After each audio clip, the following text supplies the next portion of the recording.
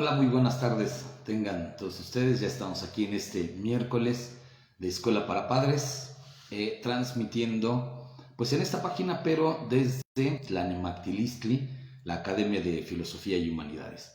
Así es que, pues continuando en esta segunda parte de, como le pusimos, los retos educativos que los papás tenemos. Y bueno, nada más como puntualizando lo que veíamos en la sesión anterior, es que entre varios retos específicamente que tiene que ver con el ámbito educativo y que nos corresponde a nosotros como papás, justamente señalábamos uno que tiene que ver con la interpretación que estamos haciendo sobre la realidad y de alguna manera las equivocaciones que podríamos tener justo porque al interpretar la realidad nos podemos topar con algunos prejuicios nuestros. Invitaba a los padres, a todos, que hiciéramos esta reflexión de alguna manera como de analizar, de revisar, de hacer conciencia sobre cuáles podrían estar siendo algunos de los prejuicios a partir de los cuales nosotros interpretamos y vemos el mundo, por así decirlo. Y entonces decíamos que una propuesta para poder hacer una sana interpretación de la realidad en la que nos encontramos es la que viene de la mano o la que propone propiamente esto de la hermenéutica analógica. Y decíamos, si yo veo muy dogmáticamente la vida y todas sus circunstancias de una forma muy rígida, muy cuadrada, entonces es una manera unívoca de verlas. Ahora podría irme al extremo y entonces ser muy relativista. Y decíamos, el relativismo reza que pues nada es verdad, nada es mentira, todo depende del cristal con que se mira. Y entonces estaríamos ahí ubicándonos en el otro extremo que sería el relativismo. Si bien podríamos asociar a un estilo de crianza anterior, el ver muy dogmáticamente la vida, con cierto autoritarismo incluso, hoy un exagerado permisivismo pues tiene como de base una forma, una manera muy relativa de ver las cosas. Hoy por hoy es uno de los retos, dado que la percepción y la negación, bueno, priorizar, darle mucha importancia a la percepción y negar de cierta manera la realidad, porque cada quien puede opinar y decir lo que quiera y eso se haga pasar como verdad, pues ya está haciendo ese reto. Mandamos un saludote a quienes se van conectando. Sofía, muchísimas gracias por estar con nosotros como en cada programa. Y ya saben, lo vamos a dejar aquí y vamos nosotros a continuar en estos minutitos.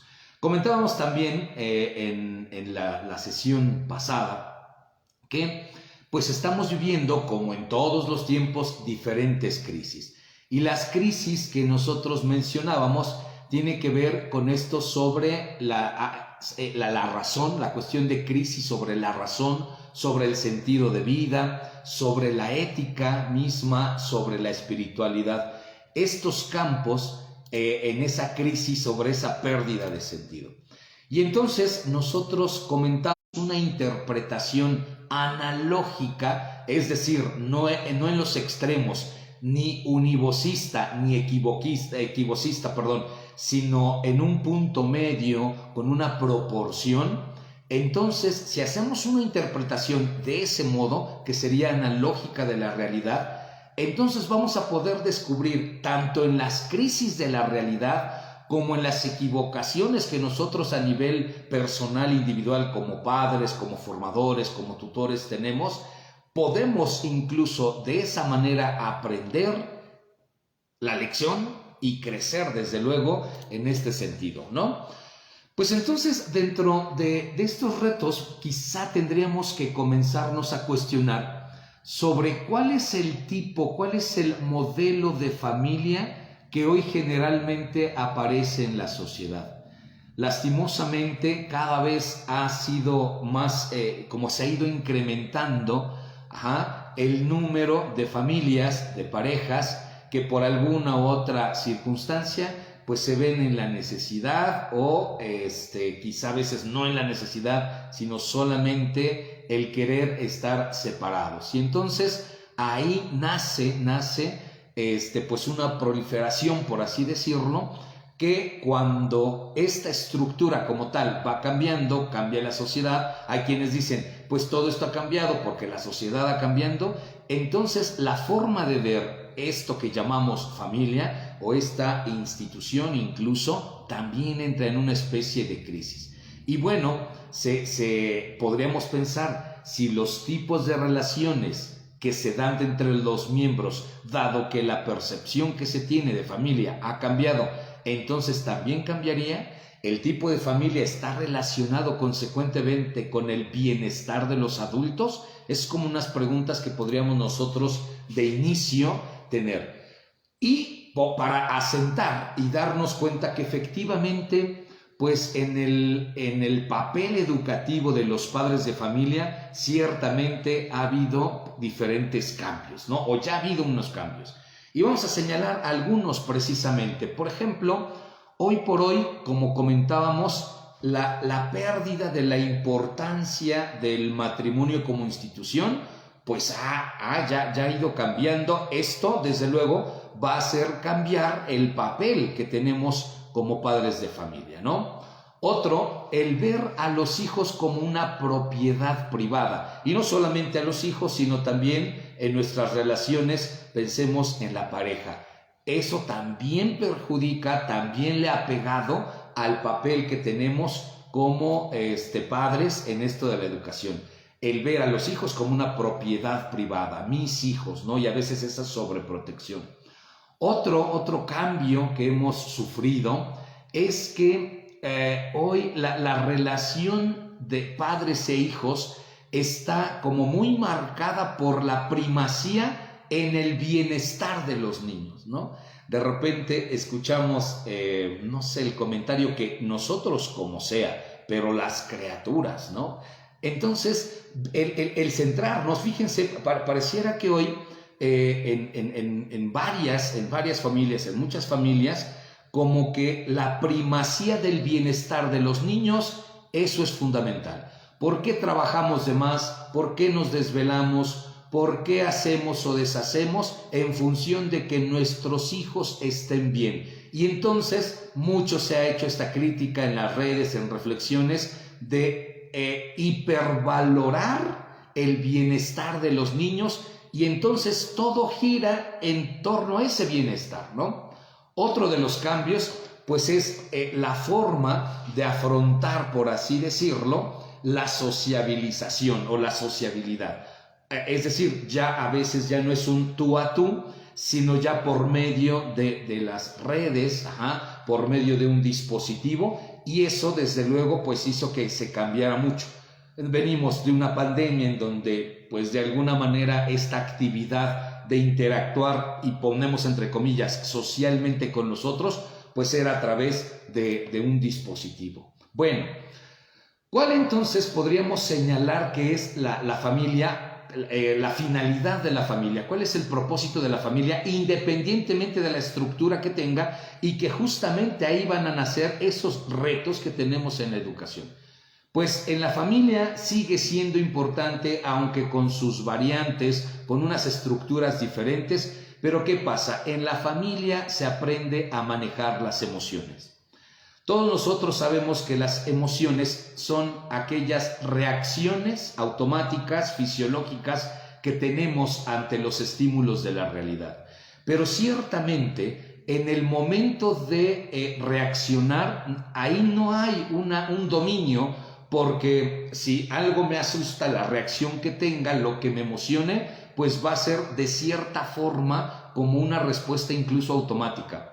Hoy por hoy sabemos que estamos también como programándonos para emocionarnos de tal o cual manera. Es decir, que la reacción que llamamos automática ante los estímulos que la realidad nos ofrece, también pueden ser modificados, también pueden ser condicionados. ¿Dónde aprendemos a emocionarnos? ¿De qué nos emocionamos? qué cosas nos dan mayor o menor emoción, ante qué situaciones reaccionamos. Eso lo aprendemos en la familia, a lo que estamos acostumbrados ahí, ¿no? También en la familia se aprende a actuar, a acatar, a cumplir o quebrantar incluso las reglas, las normas, ¿no? La cuestión está de decidir, que es otro de los retos. Tenemos muchísimas dificultades, pensemos, no solo en nuestros adolescentes, sino también en nuestros niños, que van teniendo muchas dificultades para poder tomar sus decisiones. ¿Y dónde podemos aprender esto? Pues justamente en la familia, cuando vamos resolviendo problemas, ¿no? Entonces, la manera en que en la familia aprenda a resolver esas problemáticas, pues va a ser una especie de patrón, va a ser un condicionamiento, un programa, por así decirlo, con el cual a futuro yo pueda ir enfrentando cualquier situación. Interactuar y considerar y respetar al otro, también es algo que vamos aprendiendo a nivel familiar, sobre todo a responder por las acciones. Cuando nosotros no permitimos, y esto lo sabemos, no aplicamos el sistema de consecuencias para con nuestros hijos, lo que estamos haciendo es que no les ayudemos a ser responsables. Es decir, cuando le echo bronca a la maestra, cuando yo quiero que los niños no molestan a mi hijo, cuando a mi hijo se le olvida el lunch y entonces yo voy a la escuela y le entrego su lunch. Es decir, en la familia también vamos a ir aprendiendo cómo reaccionar, cómo poder responder ante esas circunstancias.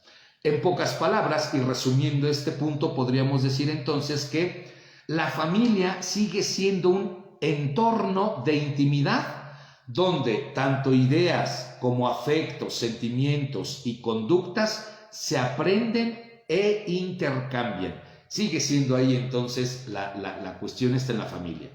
Entonces, para que funcione, para que esto funcione, para que en esta institución, en esto que llamamos nosotros familia, podamos tener un avance, vamos a llamarlo así, es importante, y aquí ya viene una especie como de consejo práctico. ¿Qué es importante entonces a nivel familiar? Saber lo que cada miembro tiene que hacer, ¿ok? Y esto obedece, como ya lo comentábamos en sesiones anteriores, a la importancia de tener un proyecto familiar.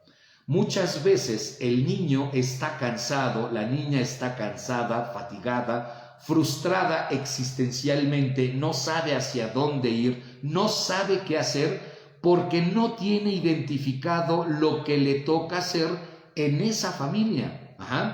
Es como si lo pusiéramos a jugar, pero no le decimos si es fútbol, si es básquetbol, no le decimos si va a estar de portero, si va a estar de delantero.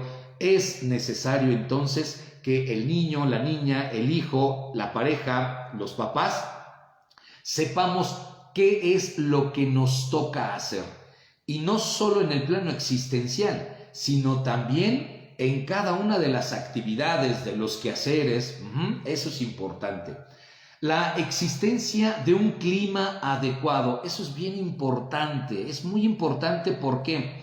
Porque si nosotros vivimos en una familia, en un ambiente hostil, donde hay mucha tensión, donde de repente si el papá se enoja no habla en un par de semanas, donde la mamá constantemente está gritando, donde los hijos cada quien están como que dispersos aunque en la misma casa, eso puede crear un ambiente de tensión y eso hace que no funcione. Por eso es importante ver qué tipo de actividades, qué tipos de juegos, de distracciones como familia pueden ayudarnos a crear un clima adecuado. Algo también importante es pues la creación de niveles de exigencia. Vamos a ver más adelante que hay enfoques que están a favor de la llamada familia democrática. Hay algunos que no, pero ciertamente hay una etapa, sobre todo para con los hijos, en que se tiene que crear ese nivel de exigencia. Es decir, al niño de 4 o 5 años no le vas a preguntar qué quiere, si su sopa de verduras o una sopa instantánea, ¿ok? Es decir, hay un momento en donde la autoridad la autoridad es importante que esté. Poco a poco, por medio de la negociación, se puede formar una familia democrática, pero quizá me atrevería a decir que eso depende en la etapa en la que se pueda encontrar. Otra cosa importante y que es necesaria, pues es conservar la comunicación asertiva. Siempre, papás y mamás, es importante que nos aseguremos que se está entendiendo lo que se quiere decir. Y para ello hay que corroborar. Yo le puedo dar una serie de indicaciones a mi hijo. Si yo supongo que las ha asimilado, que las ha entendido, que las ha captado y me voy, lo más probable es que cuando regrese no haya hecho nada de lo que se le pidió. Y entonces tachemos al hijo de que es un desobediente, no me hace caso. A ver, ahí se nos recomienda lo siguiente. Hay que verificar si la información, la indicación que estoy dando para con el hijo, para con la hija, se está entendiendo. Y directamente lo puedo corroborar. A ver, mira, vas a ir a la tienda y vas a comprar tal y tal cosa. ¿Qué vas a hacer? Pues que voy a ir a la tienda. ¿Qué vas a comprar? Tal o cual cosa. Y si no hay, en fin, ¿sale? Esto es importante que lo podamos checar.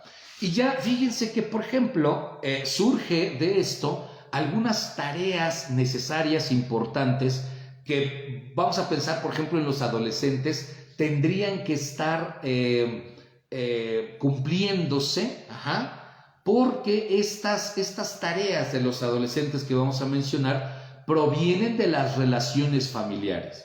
Es decir, existe gran influencia del grupo de iguales, que dicen que quien con lobos anda, a aullar se enseña. Efectivamente, sí, desde luego, el tipo de amistades que nuestros hijos tengan pueden llegar a influir. Sin embargo, la familia sigue siendo hoy por hoy, y sobre todo en nuestras comunidades, en nuestras poblaciones, sigue influyendo muchísimo. Es decir, yo puedo estar dentro de una familia donde hay una sana comunicación, hay ciertas exigencias, hay normas, y puedo relacionarme con algunos amiguitos o amigas, que quizá, pues no sé, tengan algún tipo de situación de comportamiento no adecuado, incluso estén usando algún tipo de reglas. Pero si en familia se está como que trabajando esta parte, va a haber cierta influencia, pero no van a determinar. El medio que vamos a utilizar siempre va a ser, ya con los adolescentes, por ejemplo, la negociación. Me atrevería a decir, la autoridad para dar indicaciones, para dar órdenes, para hacer que las órdenes que yo doy se cumplan, podríamos pensar, es ir modificando, es ir llevando esta conducta con esa autoridad con niños menores de 6, de 7 años. Niños mayores de 7, 8 años, con adolescentes, jóvenes, entonces ahí lo que voy a poder trabajar, pues va a ser más esto que se llama la negociación, que ya haremos una especial sobre cuáles son los factores, cuáles son las recomendaciones, bajo qué términos se puede llevar esto de la negociación. Ahorita solamente lo comentamos. Entonces, estas tareas, uno, por ejemplo, es la corresponsabilidad en la resolución de los problemas, por ejemplo, afectivos, emocionales y conductuales. Fíjense que me topo con lo siguiente. Pensemos el chico, la chica que fue suspendido de la escuela, no sé, la secundaria, la prepa. Y a veces les pregunto a los papás, a ver, ¿de quién es el problema? O sea, el hijo ha sido expulsado de la escuela y les pregunto, ¿de quién es el problema? Y muchos papás o algunos papás me contestan, de nosotros, es mío. A ver, nuestros hijos tienen sus propios problemas. Las características, la forma de su personalidad, por así decirlo, ese es de mi hijo, es su problema. Yo como papá, como mamá, no puedo ponerme por él y resolver el problema. Lo que tengo que hacer es, primero, identificar que de él es el problema o de quién es el problema. Eso es inmediato. Siempre cuando hay alguna situación dentro de casa o de la familia, una de las preguntas importantes y claras va a ser esta: a ver, ¿de quién es el problema? ¿A quién le está afectando? Es que mi hijo no se duerme temprano y no me deja descansar porque me tengo que levantar a buena hora para irme a trabajar. A ver, ¿de quién es el problema de no poder descansar? Ese es mío. Entonces, no puedo echarle mi problema a la conducta de mi hijo, pero tampoco puedo hacer de la conducta de mi hijo mi problema. Es importante saber corresponsabilizar. ¿Cuál es mi problema como papá? Esa conducta de mi hijo, en qué me está afectando, pero teniendo en cuenta que esa conducta como tal no es mi problema, es problema de él. Ahora, como papás, como adultos, como mayores, como encargados de la educación, pues lo que a mí me toca es acercarle las herramientas para que él pueda ir resolviendo. No podemos, y lo sabemos, andarle resolviendo las problemáticas a nuestros hijos. Es que mi hija cada rato le rompen el corazón porque sus novios que les toca son unos infames. Señora, ¿de quién es ese problema? Pues creo que ese es problema mío, porque no, el que se enamoradiza y el que le rompan el corazón y el que fácilmente se entregue y se cae, es problema de la jovencita. Como adulto, lo que tengo que hacer como papá, como mamá, es justamente ver la manera de ayudarle, de acercarle a que responda por sus problemas, ¿no? Ese tipo de problemas, tanto afectivos, emocionales, conductuales. También, otra de las tareas que, sobre todo en la adolescencia, se tendrían que estar cumpliendo, pues es establecer relaciones íntimas, significativas, sanas y duraderas. Papás, mamás, es importante, sobre todo en la adolescencia, que nuestros hijos aprendan a ser y a ser amigos. Eso es indispensable. Podríamos decir, el entrenamiento para el amor es la amistad. Alguien que sabe ser amigo, lo más probable es que ahí esté aprendiendo para en su momento saber amar. Quien no sabe ser amigo, difícilmente podrá ser un amante. Amante en el sentido de aquel que puede amar, ¿no? Entonces, la amistad o las amistades, el fomentar sanas relaciones de amistad, por ejemplo en la adolescencia y obviamente desde la infancia, es algo súper importante, ¿vale? Algo también la identidad personal, que es esta consolidación de la personalidad a partir del autoconocimiento, a partir del autoconcepto. Nosotros sabemos que estamos en una ruptura generacional y entonces hay nuevos estilos de vida. Entonces, hay una necesidad de adaptarnos a la velocidad de cambio. Que, miren, tenemos un grave problema nosotros que añoramos mucho. No sé si llegan a ver en las redes. Hay mucha información, mucha reflexión de que a nosotros nos pegaron con las chanclas y que no estamos traumados. Que nosotros jugábamos en la calle y nos las pasábamos súper bien. Sí. Pero también hay que reconocer, papás y mamás, sobre todo los que estamos así como que en esta generación, hay que reconocer que nosotros somos los responsables de forma directa o indirecta, vamos a llamarla así, de que esa forma de vivir ya no sea como antes. Porque los tiempos han cambiado, la sociedad, la inseguridad, etcétera, etcétera. Entonces, a ver, es necesario el que nosotros no estemos anhelando tiempos antiguos, sino que seamos capaces de de dar el ancho, pues, a las exigencias que hoy los tiempos, la realidad, nos exigen. Entonces, ha cambiado desde luego el concepto de familia y pues hay muchas razones, ¿no? Ya lo hemos mencionado, los procesos de la formación de la familia, los tipos de formación en la familia, la disolución hoy tan elevada de los matrimonios, de la cuestión esta de las parejas, la diversidad o los tipos de familia, porque podemos tener familia en donde están tus hijos, mis hijos y los nuestros, ¿no? Y en fin, ya hay ese tipo de, pues de variación en la estructura familiar, también se tiene uno que adecuar. La prolongación de la permanencia de los hijos en el hogar. Fíjense que esto es también algo importante, pareciera que se va acrecentando, ya se dice que nuestro país es un país de adolescentes. Vamos a pensar de una cuestión sociológica, un adolescente es aquel que depende de alguna forma o de varias, más bien dicho, que es dependiente de sus padres, ¿no? Pues se dice que en nuestro país iniciamos la adolescencia a los 9, 10 años y se prolonga hasta los 35, 40 años. ¿En qué sentido? Nosotros vamos como estimulando a una forma de vestir, a una forma de ser, o sea, como ver en un niño o en los niños como adultos pequeños, aceleramos esos procesos y no sé, por ejemplo, miren algo, el noviazgo, por ejemplo, el niño de sexto, de cuarto, de quinto año, que los papás, como ya son de amplio criterio, ya habla el niño de su noviecita, de su noviecito. A varios les he contado que en algún momento una niña, digo sexto año de primaria, me mira, me pregunta si yo era el psicólogo en ese momento de un DIF de un municipio por aquí cerca. Le digo que sí, y me dice, oye, ¿cuándo puedo platicar contigo? La niña de sexto año, 12 años, ¿no?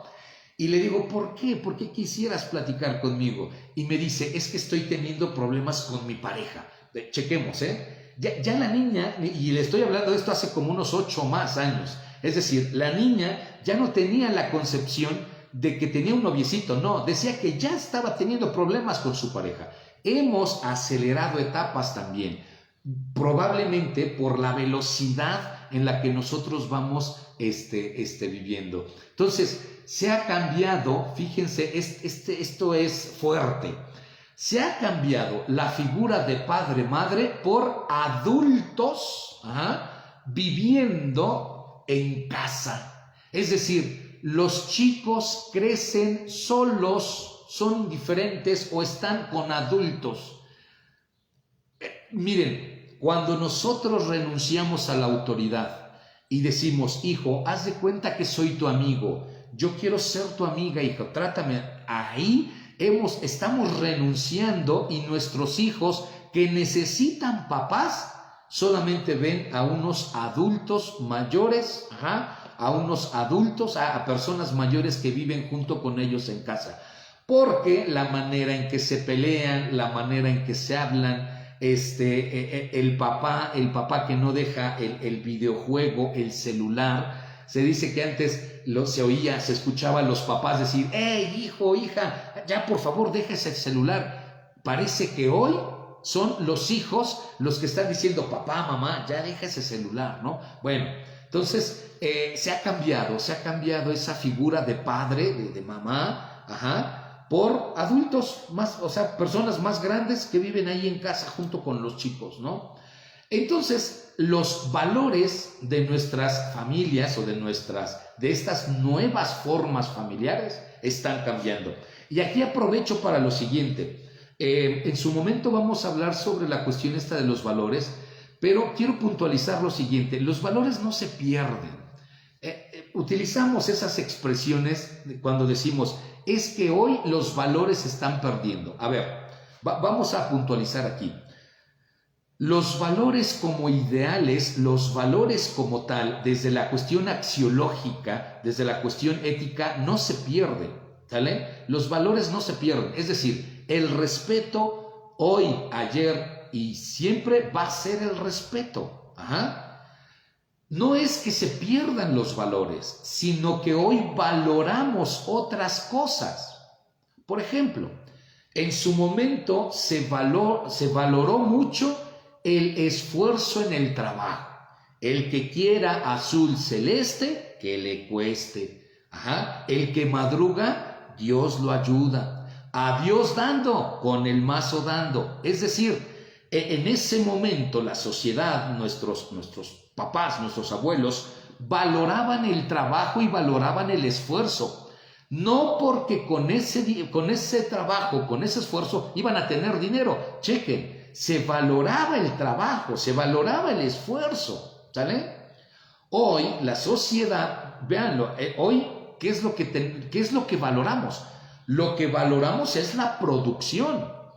A menor esfuerzo y mayor ganancia, eso es lo que valoramos. Hoy ya no se valora el esfuerzo, hoy se valora qué tanto puedo recibir, producir con menor esfuerzo, en menor tiempo.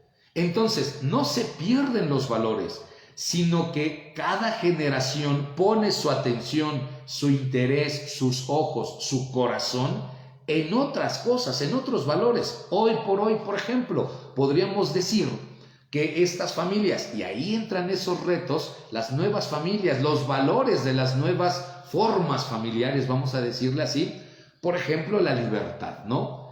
Como esto, pero a ver, la libertad no en el sentido comunitario, sino la libertad individual. Chequen en las redes, chequemos en esto de las redes. Se bombardea mucho con esto de que, mira, mientras tú te sientas bien, tú como individuo así lo quieras, no importa, eres libre de hacer con tu vida lo que tú quieras. Tú puedes opinar lo que quieras, tú puedes escribir porque eres libre. Vean, se está valorando ese tipo de libertad, una libertad individualista, ¿no? Una libertad en donde yo pueda tomar la decisión de hacer lo que a mí me plazca, ¿ok? Y eso de manera individual, no de manera familiar. Es decir, valoramos más lo que a mí me pueda convenir hacer, aunque afecte a mi hermano. ¿Por qué? Porque así se me bombardea, ¿no? Y no estoy valorando el poder hacer algo en pro de mi comunidad, ¿no? Es decir, hoy está por encima de la comunidad el individuo. Antes estaba por encima de los individuos la comunidad. Es decir, hoy creemos que la sociedad está formada de individuos, de individualidades. En algún momento se visualizaba que no, el individuo pertenece a una comunidad. Es decir, hay individuos porque hay comunidades. Bueno, ha hecho este cambio. Otro, el bienestar.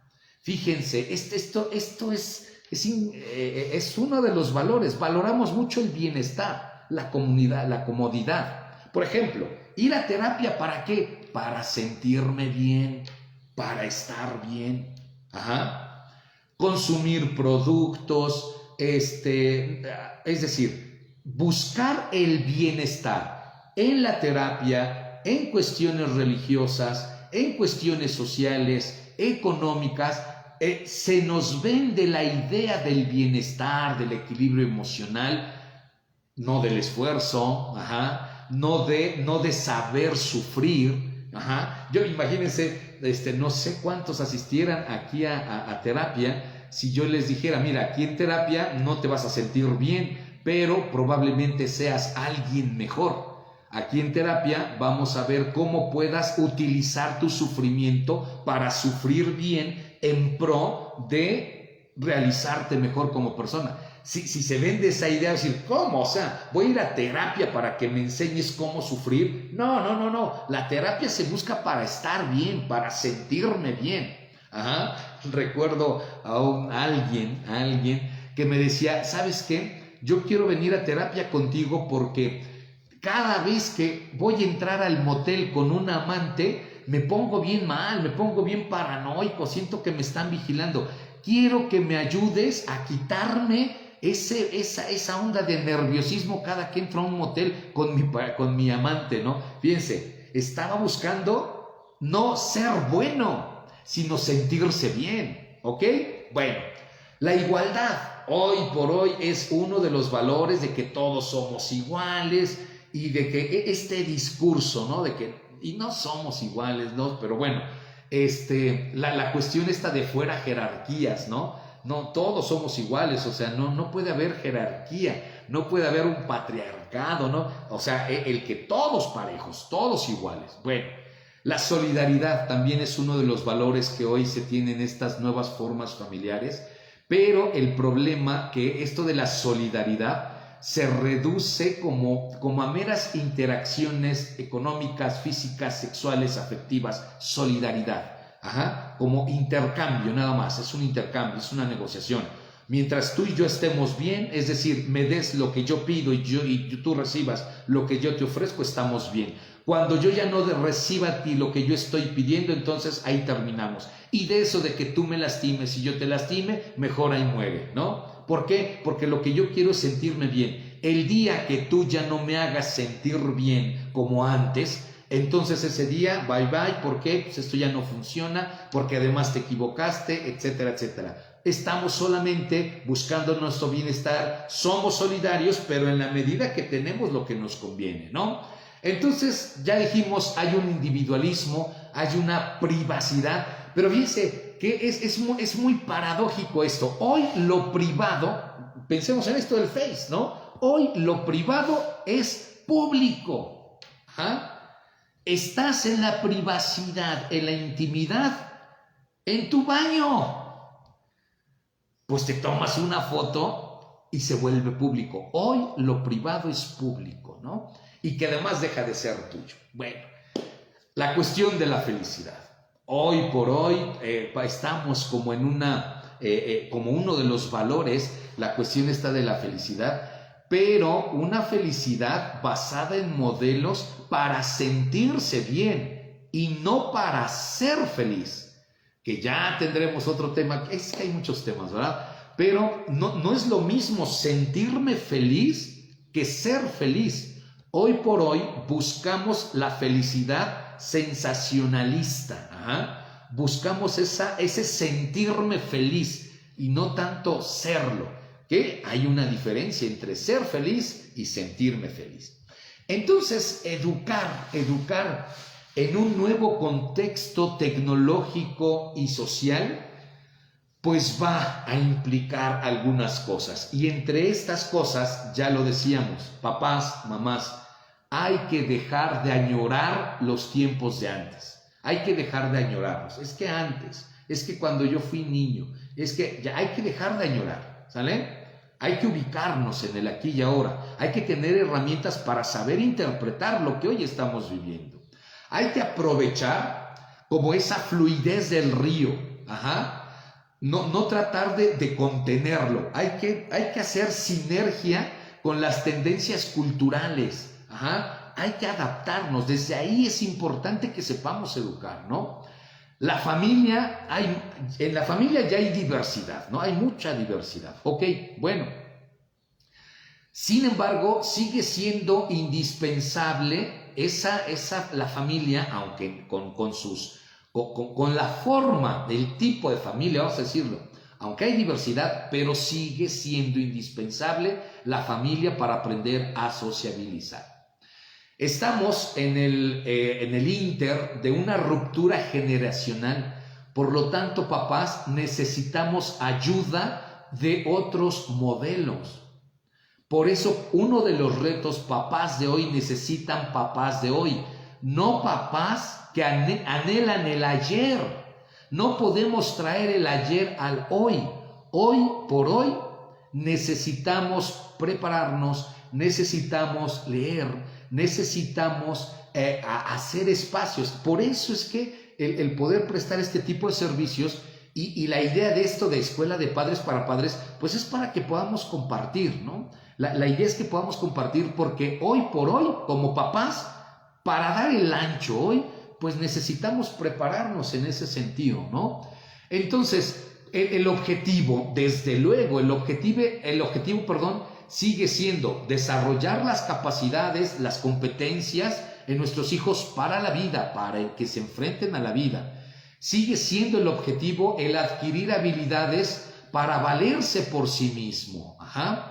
Es decir, la adaptación, la toma de decisiones, resolver problemas, saber relacionarse con otros, dialogar, colaborar, etcétera, etcétera. Fíjense, hoy a veces es duro decirlo, pero a veces hoy nuestros hijos no saben prender la estufa, no saben usar la estufa, ¿no? Prender un baño, ¿por qué? Porque les la filosofía del que no sufran lo que yo sufrí, la filosofía de darles lo que yo no tuve, eso atenta con el objetivo que tiene la familia. Es importante ayudarnos a corresponsabilizarnos en esto, ¿no? Sigue siendo el objetivo de la familia concretar cómo será el control, es decir, qué grado de influencia y cuál es el método que voy a trabajar para con nuestros hijos. E importante, la disciplina, que es vivenciar el sentido del límite, es importantísimo. Por hoy tenemos justamente, no sé si les ha tocado ver, pero tenemos adolescentes indiferentes, apáticos. Te voy a quitar el teléfono, te lo quito. Te voy a quitar la tele, te la quito. Es decir, como con esa indiferencia tan pesada y en ese cerrarse, no sé. ¿Y qué tienes? No sé. ¿Qué te pasa? No sé. Entonces, es necesario que podamos ir pensando, sí, en una democracia a partir de cierta autoridad. ¿Por qué? Porque es importante tener un alto nivel en control, en exigencia, en comunicación, en madurez. No hay que rechazar la autoridad. Esto es importante, papás. Ahora, el que seamos democráticos no quiere decir que ya se tumbe la autoridad. No, o sea, no se trata de rechazar la autoridad, sino más bien de dirigirnos, de coordinar y de ver, vigilar la cuestión esta de los comportamientos, ¿no? Es importante que nosotros sepamos que aunque seamos papás democráticos, podemos influir en la conducta de nuestros hijos por medio del diálogo y del razonamiento, es decir, ya no con la imposición de un autoritarismo, pero sí con un diálogo, con razonamientos, sin premios, sin castigos, sino analizando los significados. Esto es importante, ayudar al hijo a que pueda tener vivencias significativas, que esa es una de los grandes problemas que hoy tenemos, ¿no? El que nuestros hijos se estén perdiendo, nosotros mismos nos estemos perdiendo de esa habilidad de poder significar las cosas que vivimos ordinariamente, ¿no? Firmes ante los llantos y caprichos de los hijos, hay que dialogar, hay que razonar, obviamente según la capacidad de los hijos. No se trata de platicar con los hijos, se trata de ayudarles, de enseñarles a pensar, a crearse su propio criterio. Papás, un niño de 6, 7, 8 años está en su apogeo filosófico. ¿Y por qué esto? Y cuestiona y pregunta. Nosotros, ahora con la tecnología, ¿cuál es el problema? Que podemos llenarlos de definiciones, de datos, de conocimientos, aplastando el espíritu creativo que se da por medio del cuestionamiento. Es importante que ayudemos a nuestros hijos a buscar esa forma, ese razonamiento, ¿no? Entonces, para ir ya prácticamente terminando, el papel, pensemos por ejemplo en algunas cuestiones que tienen que ver con miren, el papel del rendimiento académico. Papás, seguimos todavía exigiendo calificaciones, por ejemplo. ¿Me vas a dar permiso? Quiero ver tus calificaciones. Yo no sé si a veces ya nada más es como un recurso automático del pedir calificaciones, ¿no? Es un tema interesante, ¿no? Hay que tener como niveles de exigencia, sí, pero hay que concretar qué se espera del hijo. A ver, no solamente la cuestión de las calificaciones, porque conocemos que puede haber niños muy listos y que a lo mejor ni se esfuerzan por tener buenas calificaciones, pero que son unos patanes, ¿no? Es decir, ¿de qué sirve que tengan excelentes calificaciones si no hemos establecido algún punto de exigencia respecto a ciertos comportamientos, ¿no? Entonces, el seguimiento de los estudios, la cercanía con los maestros, pues sigue siendo importante, es necesario. Muchos maestros, muchos amigos conocidos docentes que comentan eso, ¿no? O sea, a veces ni a la inscripción conocemos a los papás, mucho menos para que estén presentes, ¿no? En todo ese proceso. Es importante que sepamos organizar el tiempo y los deberes, tener nuestro plan de acción. A ver, ¿a quién le toca los trastes cuándo? Ajá. ¿A quién le toca barrer dónde? ¿A quién le toca hacer qué? Eso es importante que lo establezcamos, ¿no?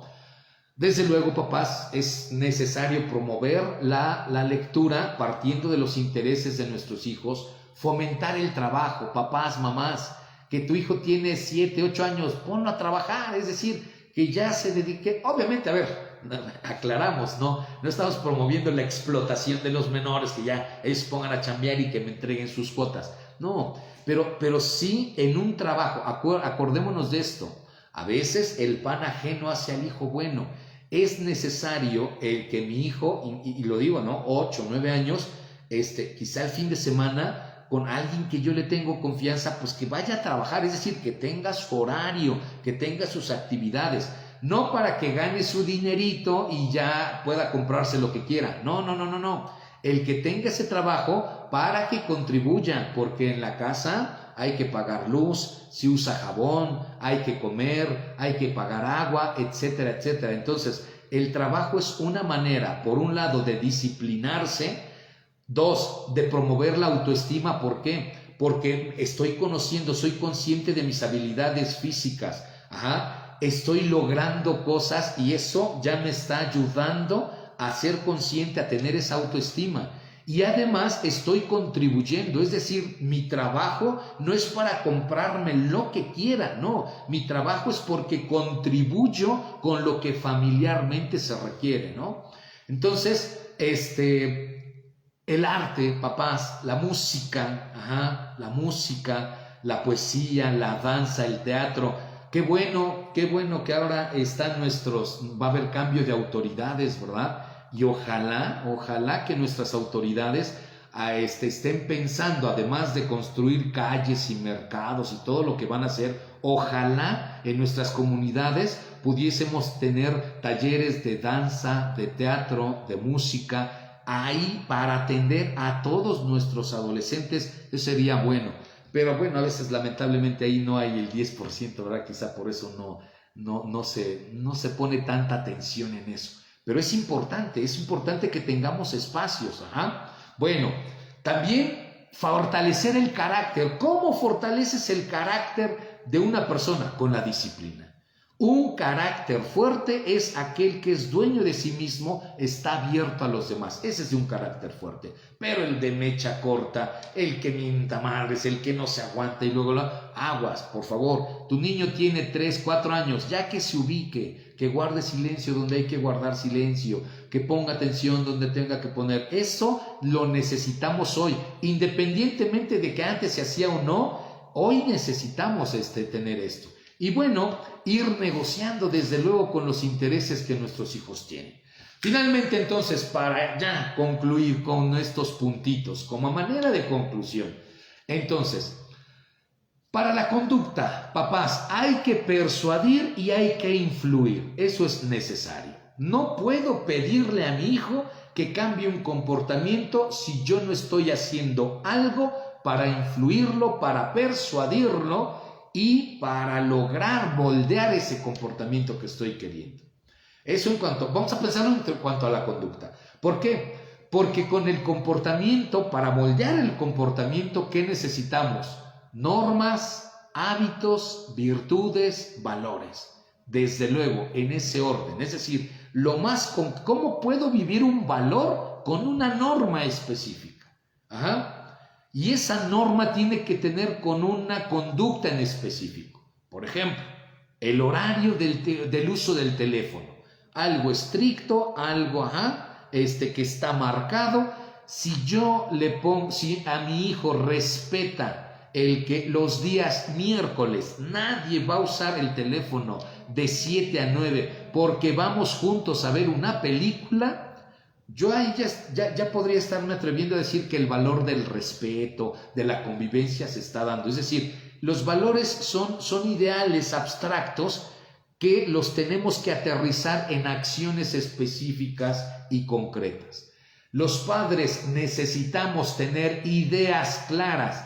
¿Qué queremos como familia? ¿Qué queremos incluso a nivel personal? ¿Hacia dónde nos dirigimos? ¿Cuáles son nuestros proyectos? Estoy pensando en que tengo una misión en mi vida. Bueno, ¿cuál es? Tengo que tener ideas claras de lo que quiero. Otro, tengo que tener criterios bien fundamentados, ¿sale? Si yo no dejo ir a mi hija a tal o cual convivencia, la pregunta es ¿por qué? Tengo que tener criterios bien fundamentados. Papás, mamás, te invito, ¿es necesario tener una orientación familiar profesional? Sí. ¿Por qué? Tú en internet aquí puedes encontrar muchísimas teorías, como ahorita. Te estoy hablando de generalidades. ¿Cómo se aplican todas esas cosas de los que los psicólogos, los teóricos, los psicólogos, pedagogos, cómo lo podemos aplicar? Ahí sí se requiere de hacer, por ejemplo, un análisis del sistema familiar. ¿Por qué? Porque no todos los principios van a aplicar de la misma manera en diferentes estructuras familiares. Por eso siempre se recomienda que de cierta forma haya una especie de orientación familiar, el que te acerques a terapia, aguas, no para sentirse bien, sino para ir siendo una mejor persona. ¿Qué necesitamos también los papás? Una interpretación sana de la realidad. Vamos a checar, papás, yo te invito a que busquemos, hagamos conciencia de cuáles son nuestros prejuicios. Y otra, te dejaría papá, mamá como tarea, búscate los 5 principales o las 5 principales distorsiones cognitivas, chécalas y ve si en alguna de ellas te identificas o estás más. Distorsiones cognitivas, porque estas distorsiones justamente hacen que alteremos la realidad y nuestra interpretación pues sea a veces media perversa, ¿no? Papá, mamá, ¿qué necesitas también? Una filosofía de vida real, personal y que esté en colusión, vamos a llamarle así, o en acuerdo con el de tu pareja, vivan o no juntos, y tener una filosofía familiar, una filosofía personal, una filosofía familiar es importante. Y algo también muy necesario, una vida espiritual basada en el amor, independientemente del credo, independientemente de tus tendencias, pero la espiritualidad es algo importante. Uno puede acrecentar su espiritualidad yendo a un retiro, a un taller, estando en un proceso terapéutico, leyendo un libro, viendo una película, yendo a algún tipo de curso. Podemos desarrollar, sí, pero el servicio a la comunidad es una fuente necesaria para el desarrollo de la vivencia en esta espiritualidad de la que estamos hablando. Pues bueno, vamos a terminar ahí. Si hay alguna sugerencia de temas, por favor, házmelas llegar, escríbeme para que pues podamos preparar algunos puntos y lo podamos trabajar la próxima semana. Pues muchísimas gracias, que tengan una feliz semana, les mando un abrazo y pues adelanto para la celebración próxima del 30 de abril, el niño y la niña, ¿no? Pues aquí estamos para lo que gusten y manden. Saludos.